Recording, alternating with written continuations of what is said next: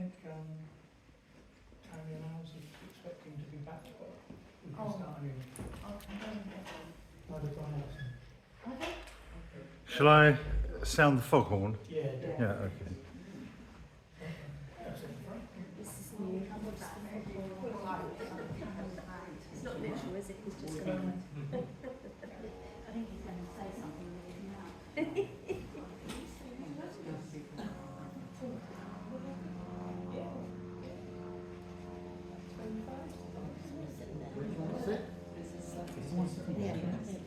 Was that just a blanket that's been thrown on a chair? How's that?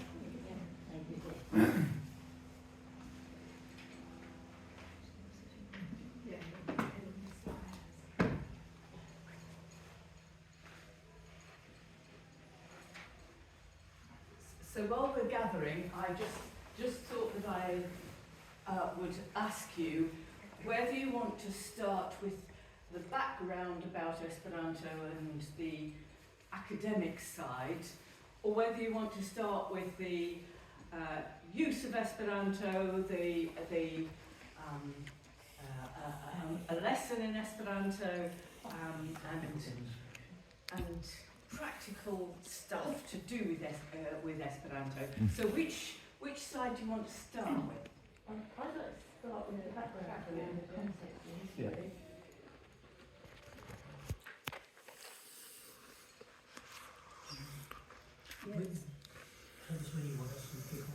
Well, they said 10 past, Yeah, and it's now nearly when quarter you feel past. ready. Okay. There's a couple more people that have come in a bit late. Yeah, when you feel ready. Okay. Well, do any of you know anything about Esperanto, or have indeed any of you actually heard of it? I August started it in 1940. Oh, right. But it just told me that it was a universal language. Yeah. But how it's gone with it, I don't know, but it started to learn. Yeah, that's right. That's correct. Yeah. Yes, Esperanto is, first and foremost, it's a language, but it's different from most other languages because it was artificially created, invented, you might say, towards the end of the 19th century. Its inventor was a Polish-Jewish eye specialist whose name was Ludwig Zamenhof. Now the background to this project of his was that he, as I said, he was Jewish. He was living in the area which is now Poland, but in those days Poland didn't exist. It was part of the Russian Empire. And you can imagine the cacophony of languages at market on a Saturday morning. And the trouble with the Russians, the overlords, the Russians despised the Poles hated the Russians, and in the inimitable words of Tom Lehrer, everybody hates the Jews. And this was the impetus behind Zamenhof's idea that if only people could communicate with each other better, they might find that they actually get on with each other much better, and they could cross the cultural and national and linguistic barriers that separated them. They might find they have an awful lot more in common than they think. And the whole thing had this idea that if maybe people made friends across the different nationalities and races, that maybe they wouldn't be so keen to go to war with each other whenever the government or the gutter press tells them, this is your enemy. And people would think, well, hang on, I know these people, I've spoken to them, I've met with them, they're not my enemies. And people would maybe be more inclined to coexist and less inclined to go and kill the other lot whenever the government told them they ought to. So right from the beginning, Esperanto wasn't just a language game, not like some of these other artificial languages like Klingon or whatever. It's not just a code. It had this, what we call the interna idea, which is the internal idea, the philosophical motivation, as well as simply being a language. And just to make things clear, by the way, it was never intended that Esperanto would replace people's national languages. That wasn't the idea. The idea was that it should be a second language in common, that everybody could use, everybody could learn, and use it when you're communicating with someone whose mother tongue is not the same as yours. And Or even if it is. yeah.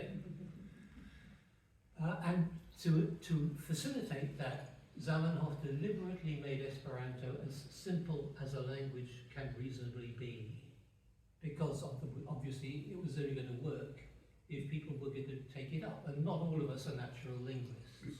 Goodness knows I'm not. Languages interest me intensely, but I'm not very good at them. But Esperanto is just about the easiest language you ever even hear about. There are no genders for the nouns. You know, unlike in French, even inanimate objects have 2 different genders. In German or Russian, they have 3. The verbs don't conjugate, and the... Don't tell them too much about the grammar, I'm doing that. Okay. The orthography is simplicity itself. English is good in the sense that it has a fairly simple grammar, but its orthography is insane. What's orthography? Thank you.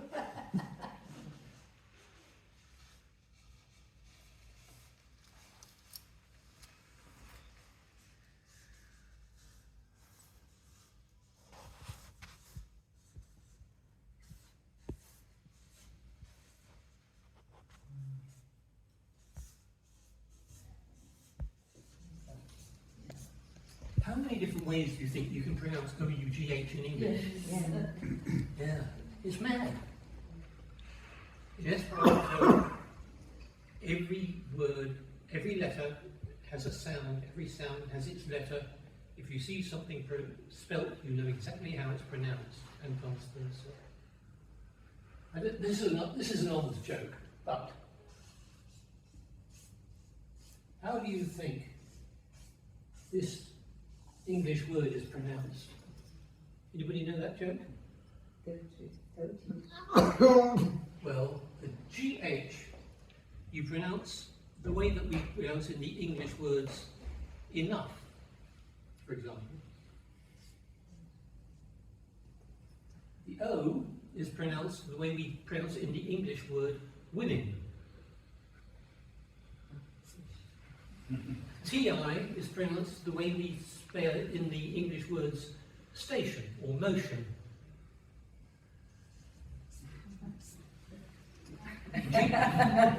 GHOTI spells fish. You be grateful that you don't have to learn English as a foreigner.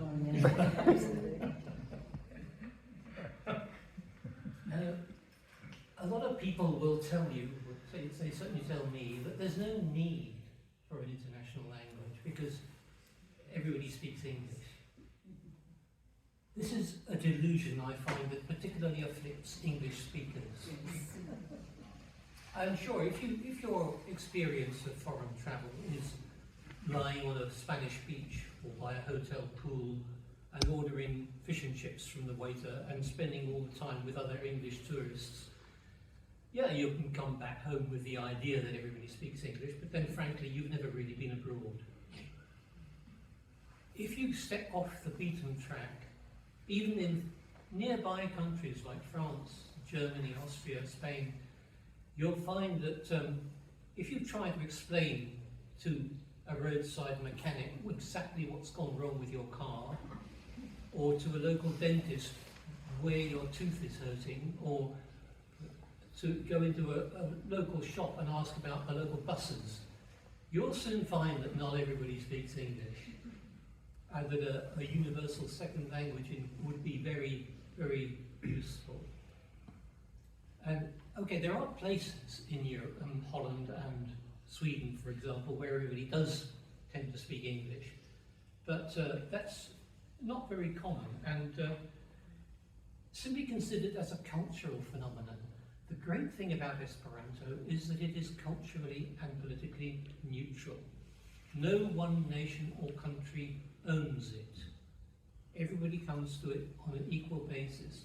Whereas if you compel other people to converse in your mother tongue, it gives you the great advantage and them the disadvantage.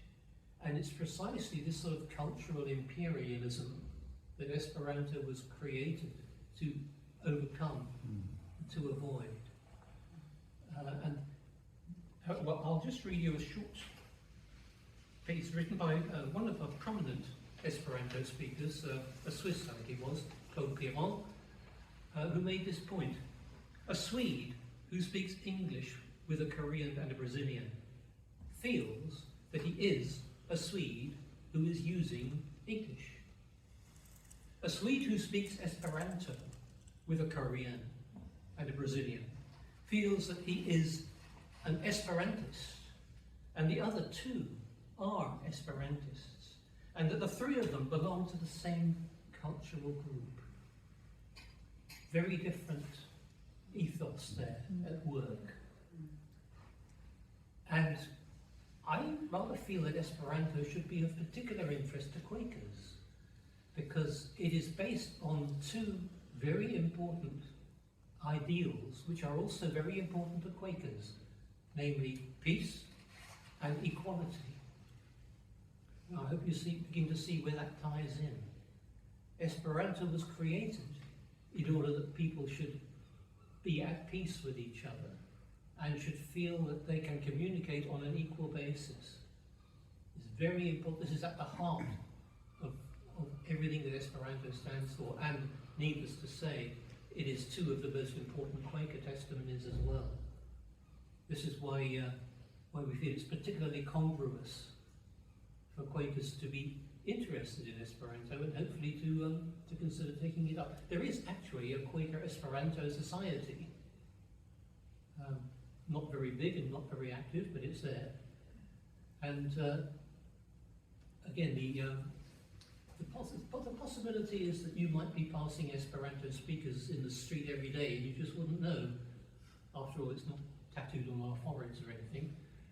If you happen to see somebody wearing a badge with one of these green stars on it, you know that they're an Esperanto speaker, because that is our symbol, that is how we identify each other.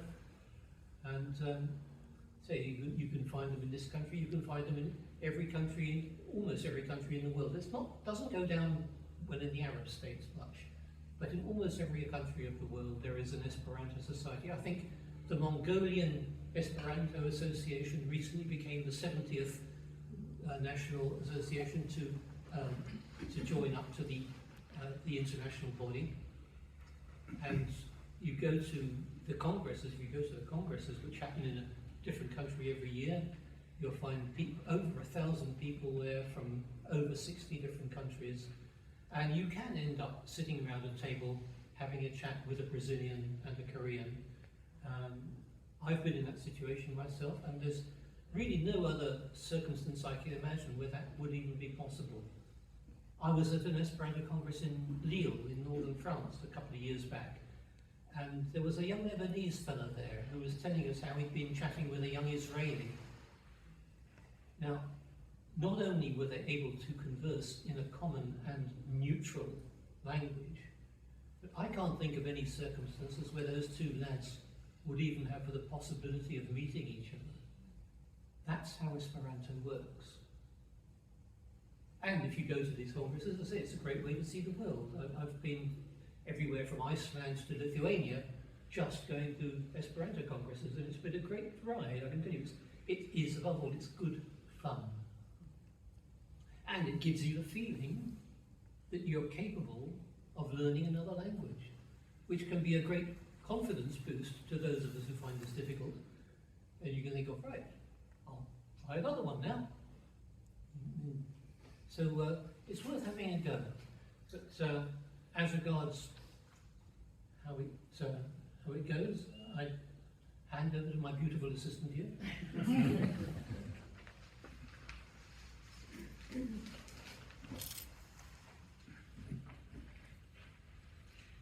Right, and I will tell you that I cycled 1,000 miles across the continent, and I visited Esperanto speakers the whole way across the continent and had a wonderful time when I was fit enough to cycle 1,000 miles across the continent. And I also hitchhiked from New York down to Brazil and stayed with Esperanto speakers all the way down through that journey, and worked in an orphanage community in Brazil for a year, run by Esperanto speakers. So even the children could manage to make jokes in Esperanto and to tell us this and that. Now, what I'm going to do now is to give you an Esperanto lesson. Oh, I did want to say, picking up on a couple of things that Peter said, if somebody from Japan studies English for 6 years and studies Esperanto for 2 years, or from an Indian language, the same thing, if they're not native English speakers, I can understand them better in Esperanto than I can understand them in English. That is my experience. That I've been to congresses where there've been people from 85 different countries, and I can chat to any of them, and my experience is that many of them, their pronunciation is much better than their pronunciation in English, because it's regular, and so even though they don't always get it right, like the R is rolled so that the English don't always get that quite right, but that doesn't stop people from being able to understand you. Right, I'm going to give you a lesson here. Saluton. Saluton. Mi nomiĝas Sally. Kiel vi nomiĝas? Mi nomiĝas Tony. Tony. Saluton.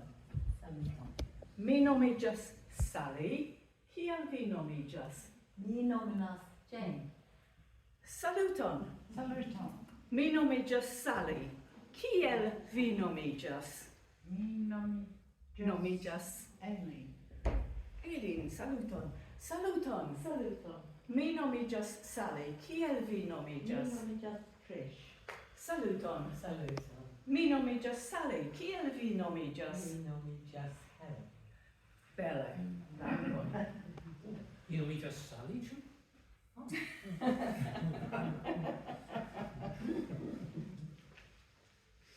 Ah.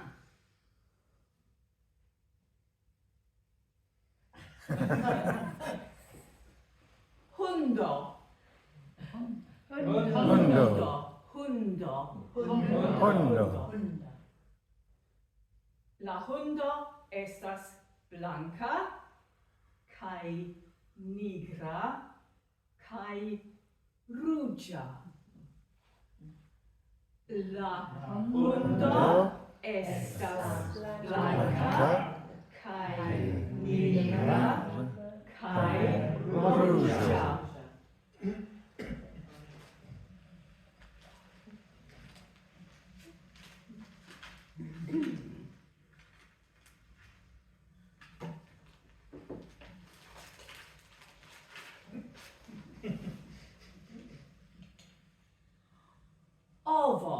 Ovo.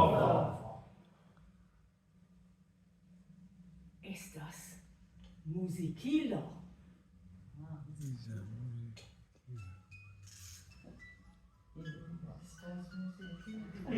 Estas muzikilo.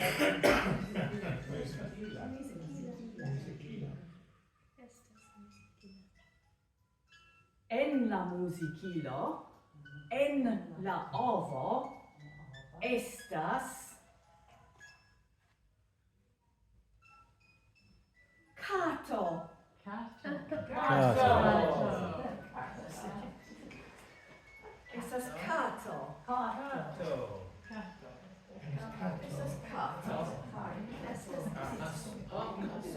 Estas cato.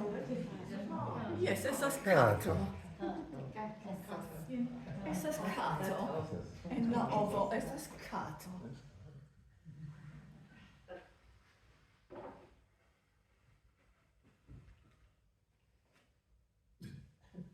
Boto. Boto. Boto. Malgranda boto. Malgranda. Boto. Boto. Grande. Boto. Granda boto. La malgranda boto estas blua. Malgranda boto estas blua. Kai blanca. Kai blanca. La granda boto estas grisa. La granda boto estas grisa. La granda boto estas bruna. Bruna.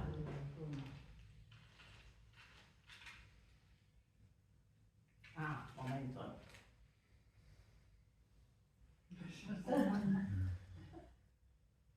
Vi sidas, li staras. Mi staras, ŝi sidas. Ŝi sidas. Ĉu vi sidas aŭ ĉu vi staras? Sidas. Yes. Mi Mi sidas. sidas. Yes. Ĉu vi sidas aŭ ĉu vi staras? Ĉu vi sidas aŭ ĉu vi staras? Star. Staras. Yes. Ĉu vi sidas aŭ ĉu vi staras? Mi sidas. Yes, bone. Ĉu vi sidas aŭ ĉu vi staras? Ĉu vi sidas aŭ ĉu vi staras? Sidas. Vi sidas, yes, bone. Ĉu vi sidas aŭ ĉu vi staras? Mi sidas. Ĝuste. Kaj ĉu vi sidas aŭ ĉu vi staras? Bone. Dankon. Vi rajtas sidi. Vi dancas.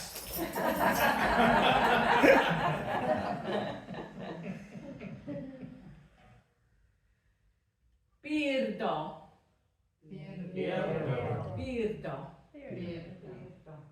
La birdo flugas. Birdo La flugas. birdo flugas.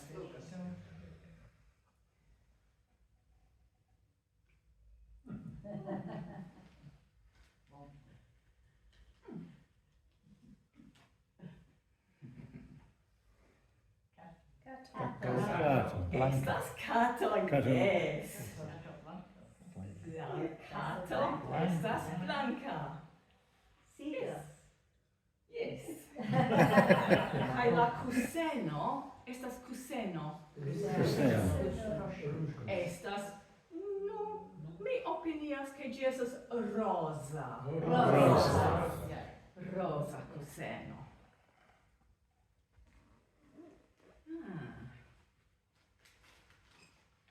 Bien.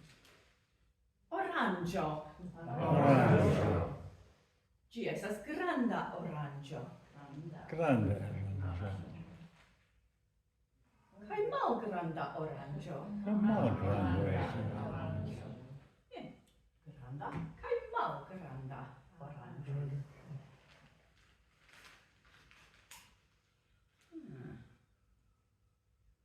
Urso. La urso sidas. La urso sidas sur la tablo. Sur la tavola. Ĉu vi sidas sur la tablo? Ne. Mi ne sidas sur la tablo. Bone. Ĉu vi sidas sur la tablo? Ne, mi ne sidas sur la tablo. Ĉu vi deziras? Ĉu vi sidas sur la tablo? Ne. Un momento. Ja. Yes. Yes. Yes. Yes. Yes, mi sidas sur la tablo.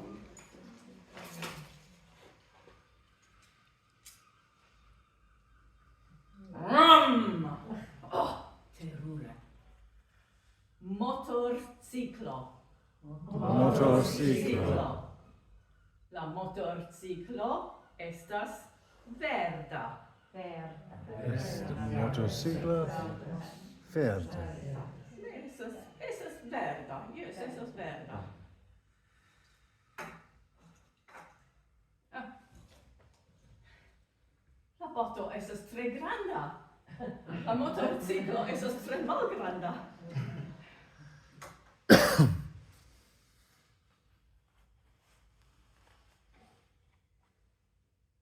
Plumo. Plomo. La plumo estas ruĝa kaj granda.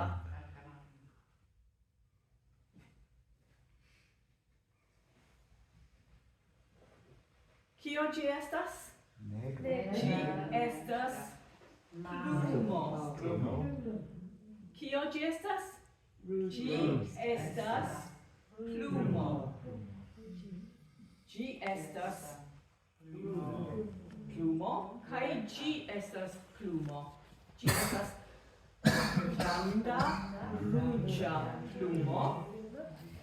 Ĝi estas malgranda nigra plumo.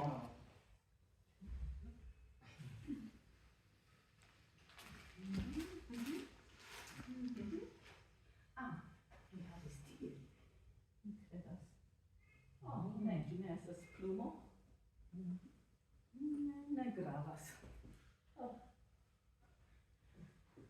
Floro. Floro. La floro estas flava. Estas flava. Flava. Ĉu la floro estas ruĝa? Ne. La floro ne estas ruĝa. La floro estas flava.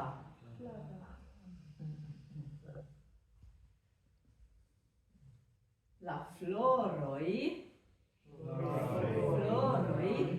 estas rozaj.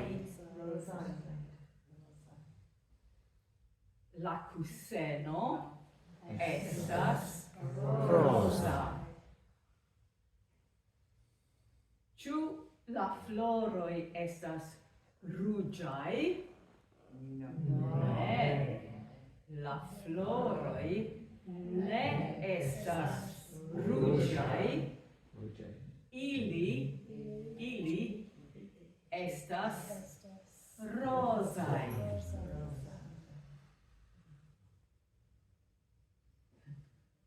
Floro. Ĉu la floro estas ruĝa? Ne. La floro ne estas ruĝa. Ĝi estas flava. Floroj. La floroj estas bluaj. Blue eyes.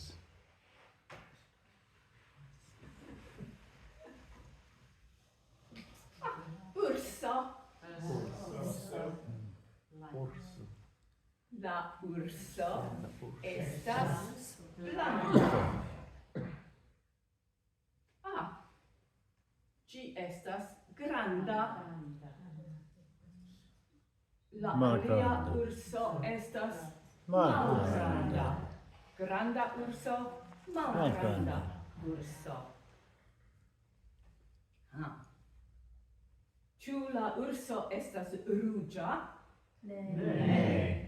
La urso ne estas ruĝa. Gi estas Blanca. Ĉu urso flugas?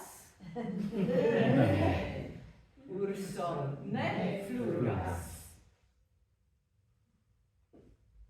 Birdo flugas. Birdo. Yes. Bien.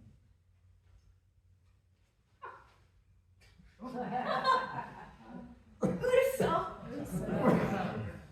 Kio ĝi estas? Ĝi estas urso. Ĝi estas bruna urso.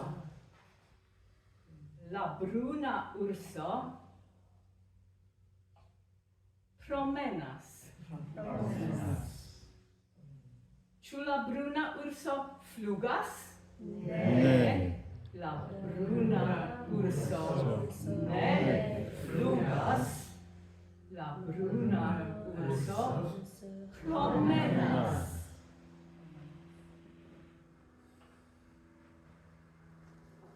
Estas multaj ursoj en Esperanto.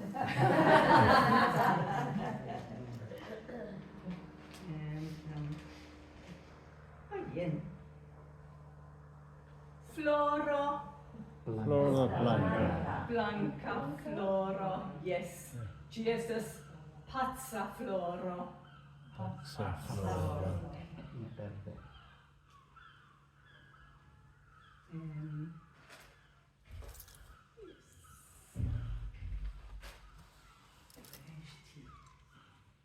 Peter Urso, Ĉu estas urso en la sako? Ne. Ĉu estas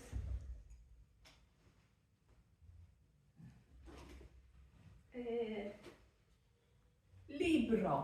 Libro. Malgranda libro. Grande libro. Granda. Grande libro. Bien. Okay. Looking at the time, I think I've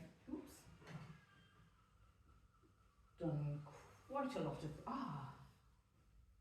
if I might just add at this point, you probably appreciated by now that a lot of the vocabulary Esperanto sounds quite familiar. Yeah. That's because none of it is actually original. One of the, I mentioned that Zamenhof tried to make the language as easy to learn as possible, and one of his tactics was to borrow the vocabulary entirely from existing languages. He started off trying to invent a new vocabulary and drove himself nuts trying to work out what the words could be and then trying to remember what he'd decided. So he gave up on that and just borrowed the vocabulary, but gave it the Esperanto grammatical treatment. So that's why a lot of the words will sound very familiar to you. and yes, he took the most common roots from Indo-European languages, but as it's got a regular grammar, that makes it easiest for anybody in the world to learn as a second language. So, la bruna urso sidas sur la tablo. La blanca urso sidas sub la tablo. Sub Sub. la tablo. Okay, so I want you to tell me one or two things that you've noticed about the grammar of Esperanto. Spanish. It tends to plural, like French maybe, and no, not French, or Spanish or Italian. I don't know. I. Am I correct? Does it plural at the end of? The adjectives have plurals. Bluis becomes bluis, for example. Okay, so you've mentioned adjectives. What is the ending sound for an adjective? E. I for What did I say? naranja. Oranja.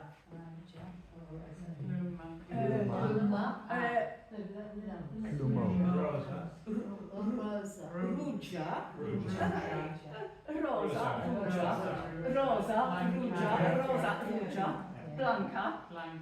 What's the ending for an adjective? A.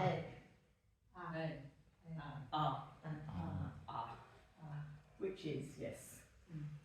If I write it down, it'll look like an A. But it doesn't sound like an English A, so don't think of it as being an English A. Okay? But It's in like all English, adjectives. so, All so that's the adjectival ending. What is the ending for a noun? O. O. O. Octo. Yes. Ozo. So we had Uso. flora, Oso. urso, cato, Otto. motorciclo. Okay, so nouns end in O. okay. There was a question about the plurals. There was a question. There's a comment about plurals. So, floroi.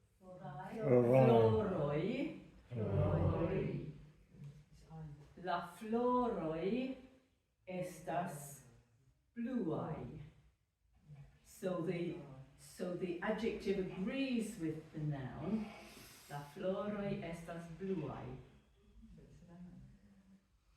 So what's the plural of flora? Alright. Floroi. Floroi. What's the plural of blue? Bluai. Yes. So what's the plural of feather in Esperanto? Plumoi. Plumoi. Oi. Oi is plural noun. I is plural adjective. Okay? Bluai. Floroi.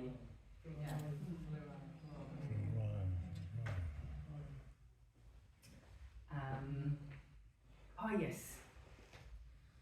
Sidas. Staras. Flugas. So, what is the ending for a present tense verb?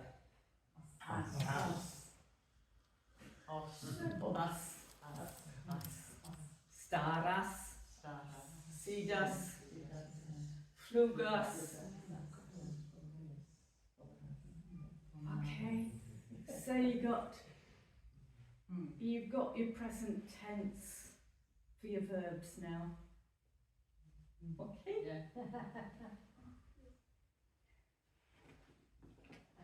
And yes, for anybody that would, I've only got 3 copies of Esperanto at a glance, but if anybody would like those, I've got Esperanto at a glance, which gives you basic, the basic grammar. I've got 3 copies of this little booklet, which gives you a fairly thorough grounding in what Esperanto is, what it's about, and some of the basics of the grammar, as well as the history.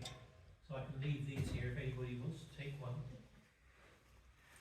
I also have a copy of 2 leaflets for free Esperanto lessons that is a correspondence course, and if you send them to me, then I can continue doing it as an Esperanto correspondence course. There is also one on the computer with Does the EAB do the courses still? the Duolingo. Duolingo, which does lots of different courses. Peter didn't like the Duolingo. not everybody does. The London Esperanto Club has just started doing a new course. But there's a great website at learnu.net, which I find is better than Duolingo. It's specifically for Esperanto, not for other languages. For anyone that has a tape recorder, Redundant technology. some people might have. I have 2 copies of taped courses with their books. So if you're interested, use those. And I even forgot to use the flowers that I'd specially put in my in my bag with water in them, and held it the right way up, and so it's still. So I was going to tell you about. And needless to say, any of you are free to email us or get in touch with us at any time. We'll be very happy to take matter further on a one-to-one basis, if you like. We do that. Just one other thing I mentioned about Esperanto is this little service, Esperanto Salvo.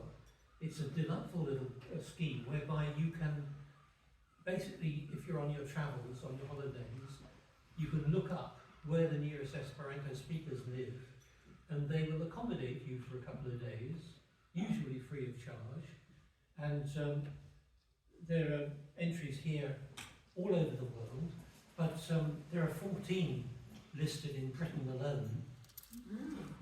And we've tended to get a few in the past because I think we're the ones who live closest to the channel ports. So we tended to get Europeans who were on their way into the country or out of it. But it's a great way, again, to facilitate foreign travel and to, on the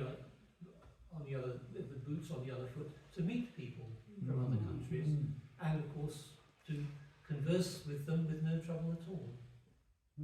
So Peter, is the learning and the use of it growing, staying the same, or diminishing? Different parts of the world doing different things. In Britain, frankly, it's not doing great because, as I say, the English have this idea in their minds that everybody speaks English, and the unspoken assumption behind that is if they don't, they jolly well ought to. Which is precisely the sort of cultural imperialism that Esperanto was invented to overcome. But in some parts of the world, when they had a congress in China, it was the biggest international congress they had had in the country of any sort. That's really interesting, because what I wanted to ask was how people who speak non-European languages get on with it, because most of the words which we've discussed have either from Romantic languages or I recognise from German, and but I don't know. I don't speak Russian, but I wonder how a Russian would pick up on that if they didn't speak Russian. You don't speak If Russian. they didn't say. Where have we come? but for people who perhaps don't have a knowledge of the Romantic languages, how they would get on with it. Yes, well, as I say, it's from the most common Indo-European languages, but they do, because of its having a regular pronunciation and a regular grammar, they still find it far easier to learn from learning other languages. We, as English people, find it more difficult than the Spanish or French find it to learn, because yes, you recognise the sound of Spanish. They sounded a bit Spanish there. So they learn it more quickly than we do. But, I mean, after 2 years, I was able to use it. I was wondering, are there any poets or singers? Loads songwriters of poets, singing loads of yeah. songwriters. I Yeah. do sing in Esperanto. Yeah. I didn't bring my guitar today. I didn't bring my songs today. I'm not very good at remembering them off by heart. So, whereas I could sing you something in Esperanto, or next time I come, if I bring my guitar instead of That'd be bringing great. these other things. Yeah. Yes, there are loads of poets, because it is also flexible in the way that it's used. Yeah. So you can move words around to the beginning or the end of the sentence, and so that makes it quite good. And you put bits of words together, so that I can say, if I tell you that Hela is light, and that somebody's got light blue eyes, I can put those two words together to say hell blue eye. Light blue is put into one word. But I can also do that with lots and lots of other basic bits that I can put together to make something, to make up another word. Technically, Esperanto uses agglutination, which sounds disgusting, but that's what it means. And this is one of the things it has in common with Chinese. Actually, the Chinese put word particles, if you like, wordicles, together to make more complex ideas. So do most languages when you think about it, but Esperanto makes particular use of this. Now, in English, we take two basic ideas and put them together: football to waterfall. Two simple basic ideas. We shuffle them together to make a word that describes a new idea. Esperanto does this a lot. It's a sort of Meccano language. And what, do you remember what word I used for this? Okay.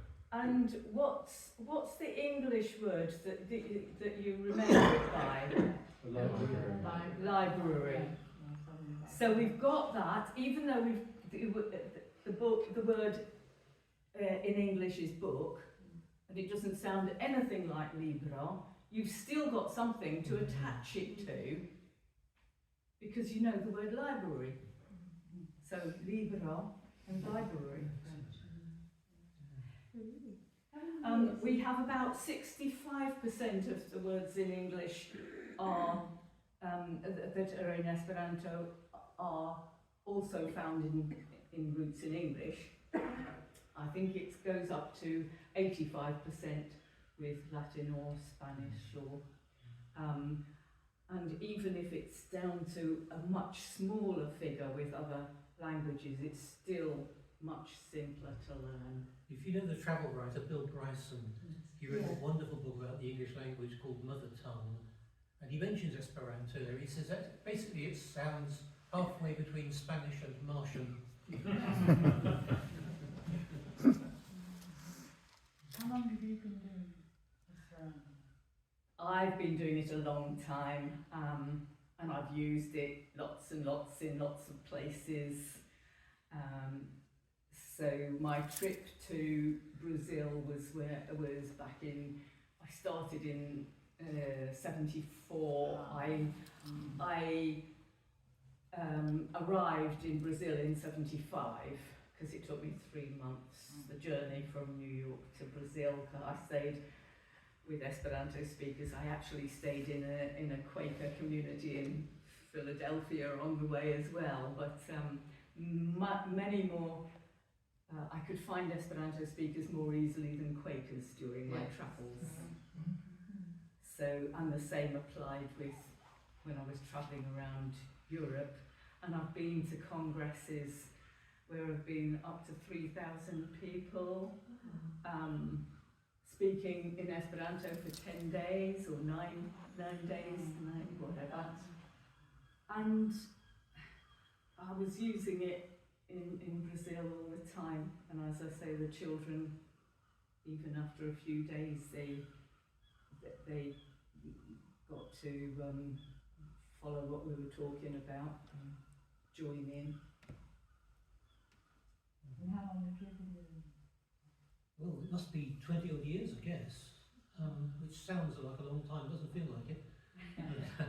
But before I met Sally, I'd heard about Esperanto, but it never occurred to me to take it up any more than Morris dancing, but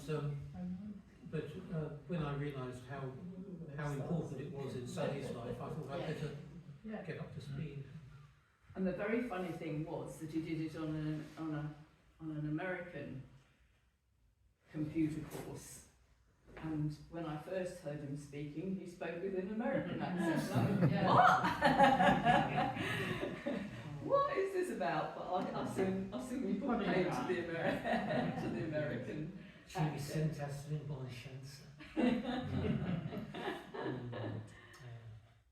Any more questions?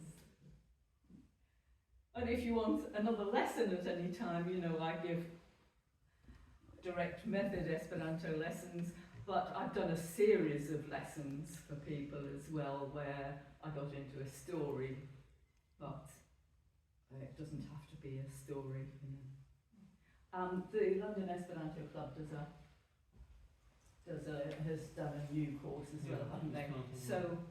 So that if you're interested in actually having lessons, there are various ways of doing it. We'll be very happy to take it further on a personal basis for any of you who want to get in touch. Can I thank Sally and Peter very much for a very enjoyable meeting for learning. Yeah. I wasn't quite sure how it was going to pan out. We've been planning it for a long time, really. We had to keep moving it for different reasons, but it's been great, and I've learned a lot. And I don't know if I'm quite ready. What do you think, Mrs. West? Yes. Ready to? Yeah, maybe. Yeah, I think we could give it a go. But thank you, and we appreciate you coming from Hastings, and we hope that you won't be strangers here again. And Sarah appreciates you.